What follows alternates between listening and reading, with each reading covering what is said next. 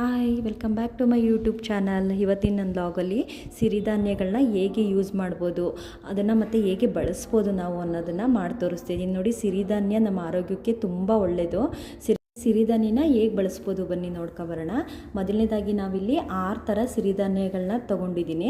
ಇದನ್ನಿಷ್ಟನ್ನು ಸ್ವಲ್ಪ ಬಿಸಿಲಲ್ಲಿ ಒಣಗಿಸಿದ್ದೀನಿ. ನೆಕ್ಸ್ಟು ಇದನ್ನು ಉರಿತಾ ಇದ್ದೀನಿ. ನೋಡಿ, ಒಂದೊಂದಾಗಿ ಒಂದೊಂದು ಸಿರಿಧಾನ್ಯಗಳನ್ನು ಸಪ್ರೇಟು ಉರಿತಾ ಇದ್ದೀನಿ. ಒಂದು ಬಾಣಲಿ ತೊಗೊಬಿಟ್ಟು ದೊಡ್ಡದು ನಾನಿಲ್ಲಿ ಅರ್ಧ kg ತೊಗೊಂಡಿದ್ದೀನಿ ಒಂದೊಂದು ಸಿರಿಧಾನ್ಯಗಳನ್ನು. ನೋಡಿ, ಇವಾಗ ಅಂದರೆ ನನಗೆ ಬೇಗ ತೋರಿಸಿದ್ದೀನಿ. ಒಂದು 5 ನಿಮಿಷ ಫ್ರೈ ಮಾಡಬೇಕು. ಏನಪ್ಪ ಅಂತಂದರೆ ಒಂದು ಮೀಡಿಯಮ್ ಆಗಿ ಇದನ್ನು ಫ್ರೈ ಮಾಡಬೇಕು. ತೀರಾ ಬೆಚ್ಚಗೂ ಮಾಡಬಾರ್ದು ಅಥವಾ ತೀರಾ ತಳ ಹಿಡಿಯೋ ಥರನೂ ಉರಿಬಾರ್ದು. ಒಂದು ಮೀಡಿಯಮ್ ಆಗಿ ನೋಡಿ ಈ ಥರ ಉರಿಬೇಕು. ಒಂದು ಸ್ವಲ್ಪ ಟೈಮ್ ತಗೊಳುತ್ತೆ. ನೋಡಿ, ಇವಾಗ ಎರಡನೇದು ಹುರಿದೆ. ನಾನು ಇದೇ ಥರ 6 ಸಿರಿಧಾನ್ಯಗಳನ್ನು ಫ್ರೈ ಮಾಡ್ತಾಯಿದ್ದೀನಿ. ಫ್ರೈ ಮಾಡಿಬಿಟ್ಟು ಇನ್ನು ನಾವು ಮಿಲ್ ಮಾಡಿಸ್ಬೇಕು. ಈಗ ಸ್ವಲ್ಪ ಇದ್ದರೆ ನಾವೇ ಮಿಕ್ಸಿನಲ್ಲಿ ಗ್ರೈಂಡ್ ಮಾಡ್ಬೋದು. ಯಾಕಂದರೆ ಇದು ಜಾಸ್ತಿ ಇರೋದ್ರಿಂದ ನಾವು ಇದನ್ನು ಮಿಲ್ಲಿಗೆ ತಗೊಂಡೋಗಿ ಪೌಡರ್ ಮಾಡಿಸ್ಕೊಂಬರ್ತೀನಿ. ಮತ್ತು ಸಿರಿಧಾನ್ಯನ ನಾವು ಇದೇ ಥರ ಯೂಸ್ ಮಾಡಬೇಕು ಅಂತ ಏನಿಲ್ಲ. ರೊಟ್ಟಿಗೆ ಯೂಸ್ ಮಾಡ್ಬೋದು ಇದನ್ನು ಪೌಡ್ರ್ ಮಾಡಿಸ್ಕೊಬಿಟ್ಟು, ಮತ್ತು ಮುದ್ದೆ ಜೊತೆಗೆ ಯೂಸ್ ಮಾಡ್ಬೋದು. ಮತ್ತು ರಾಗಿ ಅಂಬಲಿ ಮಾಡ್ತೀವಲ್ಲ ಅದ್ರ ಜೊತೆಗೆ ಮೇಯ್ನು ಯೂಸ್ ಮಾಡ್ಬೋದು. ನಾವು ಅದೇ ಥರ ರಾಗಿ ಅಂಬಲಿ ಜೊತೆಗೆ ರಾಗಿ ಅಂಬಲಿ ಜೊತೆಗೆ ಹೆಚ್ಚು ಯೂಸ್ ಮಾಡ್ತೀವಿ. ಮತ್ತು ಹೇಗೆ ಯೂಸ್ ಮಾಡೋದು ಅಂತ ಹೇಳ್ಬಿಟ್ಟು ಈ ಲಾಗಲ್ಲಿ ನಾನು ತೋರಿಸ್ತಾ ಇದ್ದೀನಿ. ನೋಡಿ, ಇವಾಗ 6 ಥರ ಸಿರಿಧಾನ್ಯಗಳನ್ನು ಫ್ರೈ ಮಾಡಾಗಿದೆ, ಹುರಿದಾಗಿದೆ. ನೆಕ್ಸ್ಟು ನಾನಿಲ್ಲಿ ಸ್ವಲ್ಪ ಮೆಂತ್ಯನೂ ಕೂಡ ಹಾಕ್ತಾಯಿದ್ದೀನಿ. ಒಂದು 100 ಗ್ರಾಮಷ್ಟು ನೋಡಿ ಮೆಂತ್ಯನೂ ಹಾಕಿದರೆ ಮೆಂತ್ಯ ತುಂಬ ತಂಪು ಮತ್ತು ಆರೋಗ್ಯಕ್ಕೂ ಒಳ್ಳೆಯದು. ಹಾಗಾಗಿ ಒಂದು 100 ಗ್ರಾಮಷ್ಟು ಮೆಂತ್ಯನೂ ಕೂಡ ನಾನಿಲ್ಲಿ ಯೂಸ್ ಮಾಡಿದ್ದೀನಿ. ಯಾಕಂದರೆ ಇದು ಸ್ವಲ್ಪ ಜಾಸ್ತಿ ಯೂಸ್ ಮಾಡಿದರೆ ಕಹಿ ಬರುತ್ತೆ. ಹಾಗಾಗಿ ಧಾನ್ಯಗಳೆಲ್ಲ ಅರ್ಧ kg ಇದೆ, ಮೆಂತ್ಯ ಮಾತ್ರ ಬರೀ 100 ಗ್ರಾಮ್ ಇದೆ. ನೆಕ್ಸ್ಟ್ ನೋಡಿ, ಇವಾಗ ಇದನ್ನೆಲ್ಲ ಸ್ವಲ್ಪ ತಣ್ಣಗೆ ಮಾಡೋಕ್ಕೆ ಒಂದು ಹಾಫ್ ಆನ್ ಅವರ್ ಇಟ್ಟಿದ್ದೆ. ನೆಕ್ಸ್ಟ್ ಗ್ರೈಂಡ್ ಮಾಡ್ಕೊಬಂದಿದ್ದೀನಿ. ನೋಡಿ, ಸ್ವಲ್ಪ ಹೇಗೆ ಅಂದರೆ ಚಪಾತಿ ಹಿಟ್ಟಿನ ಅದಕ್ಕೆ ನಾನು ಗ್ರೈಂಡ್ ಮಾಡ್ಕೊಬಂದಿದ್ದೀನಿ. ಮತ್ತು ಇದನ್ನು ಜರಡಿ ಹಿಡಿಬೇಕು.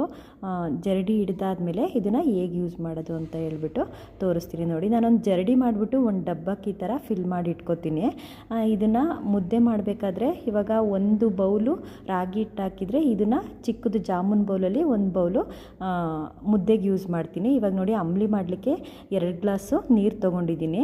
2 ಗ್ಲಾಸ್ ನೀರಿಗೆ ನಾನಿಲ್ಲಿ ಸ್ವಲ್ಪ ಕಡಲೆಬೀಜ ಹಾಕ್ತಿದ್ದೀನಿ.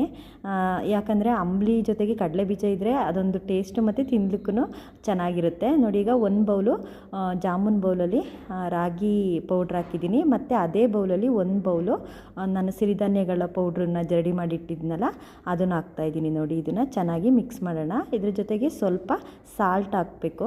ನೋಡಿ, ಇವಾಗ ಒಂದು 1/2 ಸ್ಪೂನು ಸಾಲ್ಟ್ ಹಾಕಿದ್ದೀನಿ. ಇದನ್ನು ಚೆನ್ನಾಗಿ ಮಿಕ್ಸ್ ಮಾಡಿಡಬೇಕು. ಏನಪ್ಪ ಅಂದರೆ ಇದನ್ನು ನೈಟೇ ನಾವು ಈ ರೀತಿ ನೆನೆಸಿಡಬೇಕು. ನೈಟು ನೆನೆಸಿಟ್ಟು ಮಾರ್ನಿಂಗು ಇದನ್ನು ಕುದಿಸಿ ಕುಡಿಯೋದ್ರಿಂದ ನಮ್ಮ ಆರೋಗ್ಯಕ್ಕೆ ತುಂಬ ಒಳ್ಳೆಯದು. ನೋಡಿ, ಇವಾಗ ಮಿಕ್ಸ್ ಮಾಡಿ ನಾನು ಲಿಡ್ ಕ್ಲೋಸ್ ಮಾಡಿ ಇಡ್ತಾಯಿದ್ದೀನಿ, ಒಂದು ಪ್ಲೇಟ್ ಮುಚ್ಚಿ. ನೆಕ್ಸ್ಟ್ ನೋಡಿ, ಮುದ್ದೆಗೂ ಅಷ್ಟೇ ನಾವಿದನ್ನು ಒಂದು ಜಾಮೂನ್ ಬೌಲಲ್ಲಿ ನೋಡಿ 1 ಬೌಲು ಈ ಥರ ಯೂಸ್ ಮಾಡ್ತೀನಿ. ಡೈಲಿ ನೈಟ್ ಮುದ್ದೆ ಮಾಡಬೇಕಾದ್ರೆ ಈ ಪೌಡ್ರನ್ನ ಕೂಡ ಯೂಸ್ ಮಾಡ್ತೀನಿ. ಇವಾಗ ನೋಡಿ, ಮಾರ್ನಿಂಗು ನೆನೆಸಿಟ್ಟಿದ್ನಲ್ಲ ಅದು ಈ ಥರ ನೆಂದಿದೆ. ಇವಾಗ ನೆಕ್ಸ್ಟು ಬಿಸಿ ಮಾಡೋಣ. ನೋಡಿ, ಸ್ಟವ್ ಕಚ್ಚಿಬಿಟ್ಟು ಬಿಸಿಗಿಡ್ತಾ ಇದ್ದೀನಿ. ಒಂದು 5 ನಿಮಿಷ ಇದು ಇದೇ ಥರ ನೀರು ಥರನೇ ಇರುತ್ತೆ. ಆಮೇಲೆ ಇದು ಸ್ವಲ್ಪ ಅಂಬಲಿ ಟೈಪು ಬರುತ್ತೆ. ಅಂಬಲಿ ಟೈಪ್ ಬರೋವರೆಗೂ ನಾವು ಈ ರೀತಿ ಸಣ್ಣದಾಗಿ ತಿರುತ್ತಾ ಇರಬೇಕು. ಇಲ್ಲ ಅಂತಂದರೆ ಏನಾಗುತ್ತೆ ಅಂದರೆ ಗಂಟಾಗ್ಬಿಡುತ್ತೆ. ಅದಕ್ಕೋಸ್ಕರ ನೋಡಿ ಈ ಥರ ತಿರುತ್ತಾ ಇರಬೇಕು. ನೆಕ್ಸ್ಟ್ ಇವಾಗ ರೆಡಿಯಾಗಿದೆ. ನೋಡಿ, ಈ ಥರ ಅಂಬಲಿ ಟೈಪ್ ಬಂದಿದೆ. ಇದು ತಣ್ಣ ಆದಮೇಲೆ ಇನ್ನೂ ಸ್ವಲ್ಪ ಗಟ್ಟಿ ಬರುತ್ತೆ. ಸ್ವಲ್ಪ ನೀರು ಥರನೇ ಇದ್ದರೆ ಒಳ್ಳೆಯದು ಇದು. ನೋಡಿ, ಇವಾಗ ನಾನು ಇಷ್ಟು ಕನ್ಸಿಸ್ಟೆನ್ಸಿಗೆ ಆಫ್ ಮಾಡಿದ್ದೀನಿ. ಇದು ತಣ್ಣಗಾದ್ಮೇಲೆ ಇನ್ನು ಸ್ವಲ್ಪ ಗಟ್ಟಿ ಆಗುತ್ತೆ. ನೋಡಿ, ಇವಾಗ ತಣ್ಣಗಾಗಿದೆ, 1/2 ಆನ್ ಅವರ್ ಆಗಿದೆ. ನಾನೀಗ ಒಂದು ಗ್ಲಾಸಿಗೆ ಸರ್ವ್ ಮಾಡ್ತಾಯಿದ್ದೀನಿ. ಇದ್ರ ಜೊತೆಗೆ ಸ್ವಲ್ಪ ಮೊಸರು, ಈರುಳ್ಳಿ, ಸ್ವಲ್ಪ ಕೊತ್ತಂಬರಿ ಸೊಪ್ಪಿದ್ರೆ ಇನ್ನೂ ಚೆನ್ನಾಗಿರುತ್ತೆ. ಒಂದು ಒಳ್ಳೆ ಟೇಸ್ಟ್ ಕೊಡುತ್ತೆ. ನೋಡಿ, ರಾಗಿ ಅಂಬಲಿನ ಈ ಥರ ಒಮ್ಮೆ ಮಾಡಿ ಕುಡಿದು ನೋಡಿ, ಟೇಸ್ಟ್ ಹೆಂಗಿದೆ ಹೇಳಿ. Thank you all.